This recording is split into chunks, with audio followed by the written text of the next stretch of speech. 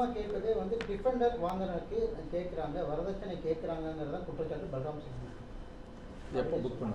அதாங்க நாங்கள் வந்து இப்போ ஃபிக்ஸ் ஆகிறதுக்கு முன்னாடியே நாங்கள் வந்து டிஃபெண்டர் புக் பண்ணதுங்க.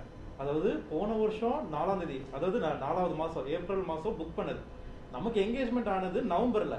ஸோ அதை எப்படிங்க நான் வந்து நீங்கள் தான் வாங்கி தரணும் அப்படின்னு சொல்லி நாங்களே போய் முன்னாடி புக் பண்ண முடியும்? அது ப்ராக்டிக்கலாக பாசிபிள் இல்லை. ஸோ அது குற்றச்சாட்டு, ஒரு பொய்யான குற்றச்சாட்டு. அதுக்கான எவிடன்ஸும் நான் உங்களுக்கு கொடுத்துட்டேன். ஸோ யா லைக் அதுதான் என்னோட சைடான ஒரு உங்க மேல குற்றச்சாட்டு வைக்கிறதுக்கு என்ன காரணம்?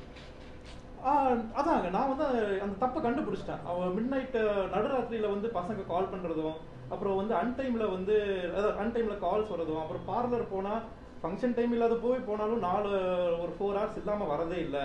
அதெல்லாம் ஏன் நீ பண்ற கேட்க போதா என்னால யாரும் கண்ட்ரோல் பண்ணக்கூடாது, நான் கண்ட்ரோல் பண்ணீங்கன்னா நான் போயிடுவேன் வெளியில அப்படின்னு நான் அப்படிதான் கேள்வி கேட்பேன். நான் எப்படி சும்மா விட முடியும் அப்படின்னு கேட்போதான் நான் போறேன்னு சொல்லிட்டு அவன் கிளம்பி போனதுங்க.